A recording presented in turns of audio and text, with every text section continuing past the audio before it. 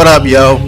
What Lonzo Thinks is a wide-ranging discussion where you get to hear your boy wax poetic on everything from music, film, sports, politics, current events. You name it, if it's happening, I'm gonna speak on it. What up, y'all? Alright. Where were you on October 19th, 1979? Think about it. Long and hard. Swing back. 1979. Where were you? What were you doing? October 19th. I know what I was doing. I was shaking my ass to Prince, I Want to Be Your Lover, because that is the date that his second album, Prince, was released back on October 19th, 1979. And part of my series, what I'm doing right now is reviewing every Prince album released, studio album that's been released, starting with his first album, which was For You. I have that review up now on my page and also on YouTube. And next up is Prince's second album, once again released October 19th, 1979. It is entitled Prince. Now, a lot of folks seem to think that this was Prince's first album because of his very first album, entitled For You, wasn't very well received by the masses. It was a minor hit. It had Soft and Wet, which did make the top 20 on the R&B chart, but didn't do a whole lot on the pop chart. So the album kind of came and went as a nondescript post-disco type album by a young up-and-coming artist who was still trying to make a name for himself. I think the album is excellent. Obviously, I'm a Prince fan, big fan. And the album has a lot of redeeming qualities, a lot of strong tracks. So I give it, a definite positive review. But a lot of folks kind of passed this album by, and a lot of folks seem to think that the second album was his very first album, the one that had the huge hit, I Want to Be Your Lover, on it. It's the one with the light blue, powder blue background. He has his hair laid down and processed. On his first album cover, he had the big Angela Davis afro. But on this one, he has his hair processed and laid down. And on the back side of the album, everybody remembers, he's butt-ass naked on a Pegasus, which I thought was, even for back then, was kind of wild. I just used to get a kick out of looking at this kid on the back of that damn horse with the wings and stuff. I'm like, all right, man, come on, whatever, do what you do. Do what you do. Anyways, I'm going to jump right into it. My review of Prince's second album, which is entitled Prince. The album is 40 minutes long, and it is excellent. Not great, not good. It is excellent. Every song on this album is top ass notch, and you can see the difference between the two albums, from his first album to his second album. He is much more confident as an artist. He is now learning who he is and what he wants to do, and he's putting that voice forward. And you can just tell he just oozes sexuality, confidence, bravado, and you can tell that he had the support of his label behind him, because they let him do his thing on this album, and he really started to take his promiscuity to the next level. Because once again, this is a young kid. He's still a teenager, and he's experiencing life now he's a young dude making music, making money, and I'm sure he's getting girls all over the place. And you see that kind of reflected in the things that he's talking about. Because when you're young, you're 18, 19 years old, what's going to resonate most with you other than having a few bucks in your pocket? That's sex. If you're a red-blooded American man, money and sex go hand in hand. So when you're that age, you grew up poor, you finally got some loot, and everywhere you go, everybody wants to give you some. And I think that is an overarching theme of this album as well. The first single and the first song on the album is I Want to Be Your Lover, which was a huge ass hit. It went to number 1 on the R&B chart and number 11 on the pop charts. It sold, over 1 million copies, over 2 million copies actually. It was a platinum single, and everybody loved it. This song was all over the radio back in 1979 when I was a kid. And like a lot of folks, you hear his voice, you think it's a female singing, because he's using that high falsetto, and it is a masterpiece of a song. It has a post-disco feel to it, but it's not a disco song. It's more of him putting his own spin and touch on disco with his Minneapolis flavor, which will become more prevalent in his later releases. but everybody's heard the song. It's just a magnificent song, and it still holds up today. And you can bang it in your car and not feel ashamed to bang it in your car. He performed this song. The first time I saw Prince actually on TV performing was on American Bandstand when he did this song and the second single from the album, which was Why You Want to Treat Me So Bad on American Bandstand, and that was the infamous performance where he didn't talk to Dick Clark during the interview. He just nodded his head yes or no and said very few words, and it was a very uncomfortable interview, and I'm sure Dick Clark hated his ass for that, but hey, that's Dick's problem, not his. And I like the way Prince handled that because, once again, it's him showing his own personality, doing his own thing. But I got to imagine that Warner Brothers and his handlers probably weren't too happy about that because ultimately you're trying to sell fucking records.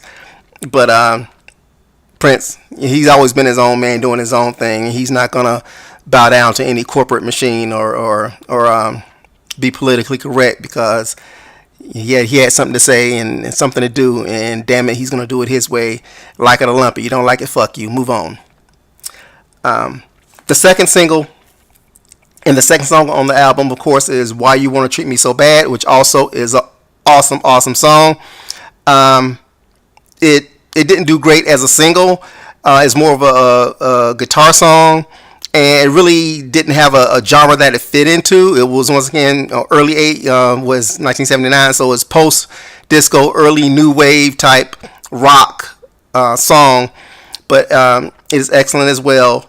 And he's basically talking to his lover, why you want to treat me so bad when you know I love you? And it's, once again, it's him exploring relationships and sexuality, same as I want to be your lover. Because basically, obviously, that song is he's telling his prospective lover what he wants to do with her, and he's going to beat it all night long. So then next up is Sexy Dancer. Now, Sexy Dancer is something that was strictly for the clubs, I'm thinking, or more of a jam song. There is no lyrics other than Sexy Dancer. And other than that, it's an instrumental, and he's just jamming his ass off. And it's a very strong song, easy to dance to. And once again, it's another song that if you played it today, you wouldn't be embarrassed listening to it. And next up is When We're Dancing Close and Slow, which is a ballad.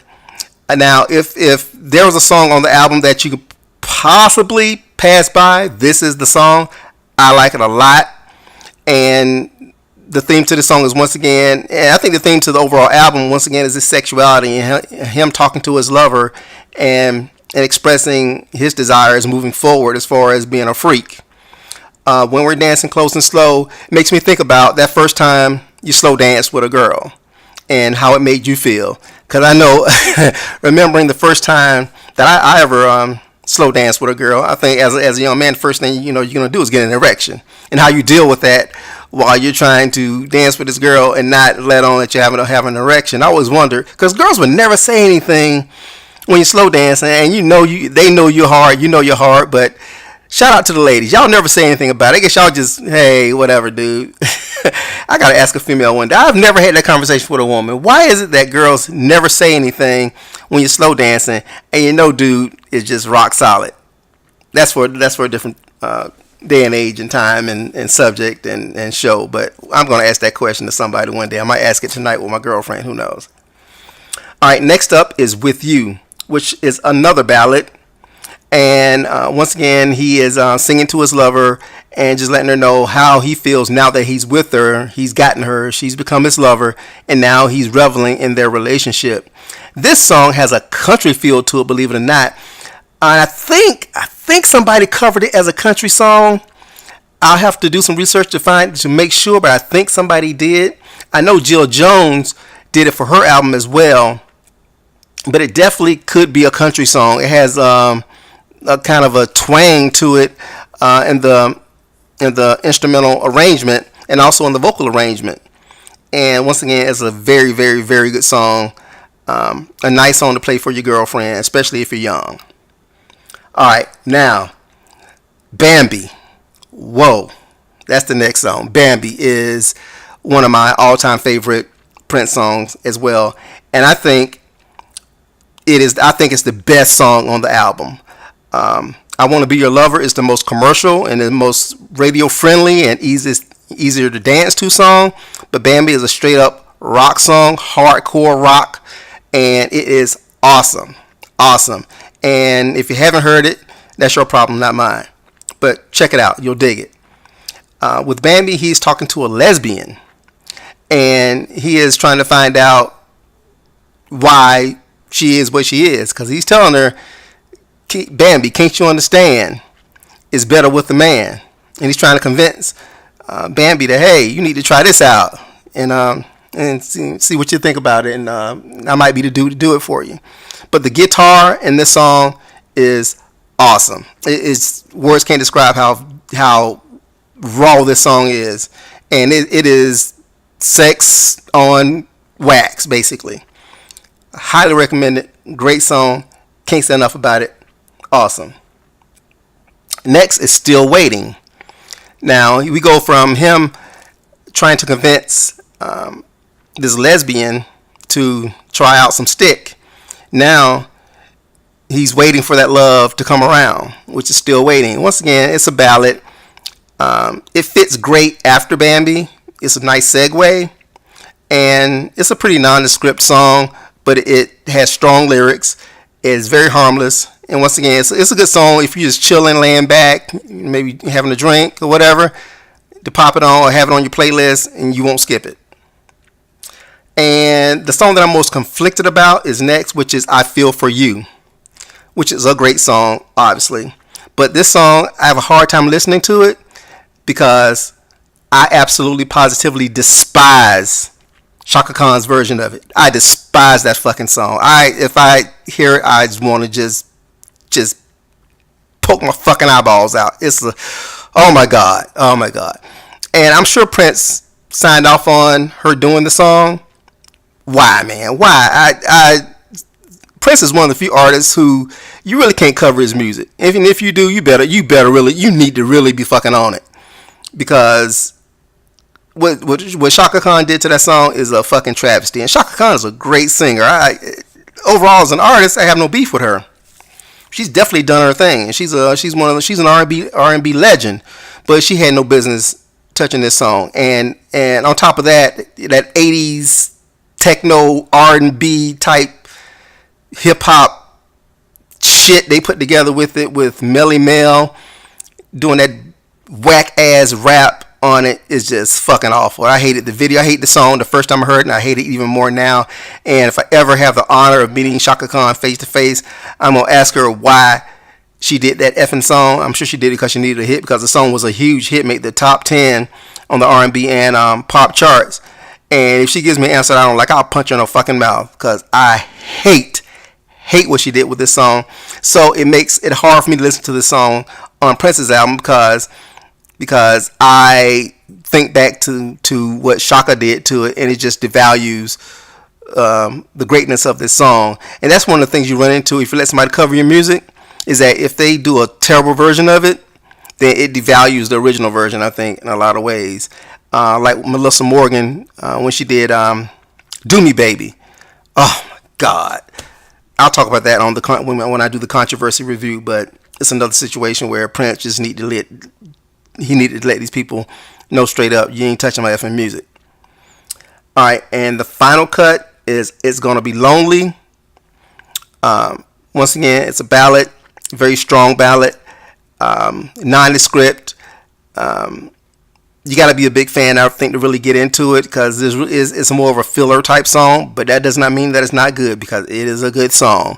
Strong lyrics, and he's basically, at the end of this album, he's telling his lover she's gone and it's going to be lonely without her, and that's how he closes the album. So it goes from telling his lover, I want to be your lover, establishing a relationship. Obviously, he's beating it down. He's putting in work. She flips into lesbianism. He tries to get her back, and apparently it didn't work. So as a whole, like I said before, this album is excellent. It's not so much of a concept album, but it has a major theme to it, and it basically just delves into this postmodern 80s relationship where there's sexual freedom, and both parties in this relationship wilding out, getting buck wild, making it do what it do, and the relationship ultimately falling apart because of that wild element that they had within the relationship. At least that's my takeaway from it. Your takeaway might be different. That's the thing about music. It is very subjective, and if you love it, you love it. If you don't, you don't.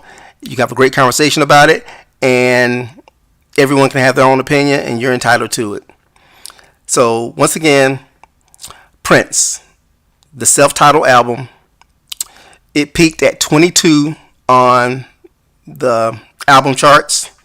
It went platinum in the US. It went silver in the UK.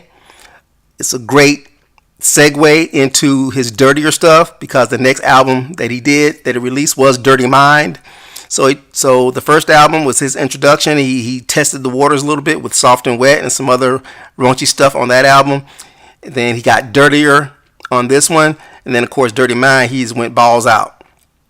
Or should I say balls deep with Dirty Mind. And that would be the next on my series. So you have any questions, comments, concerns, hit me up. I would love to know what you think about this album. If you see it the same way that I see it, or if you see it some in a totally different light, if it means something totally different to you, let me know. Comment below. Hit me up on Twitter. At What Lonzo Thinks.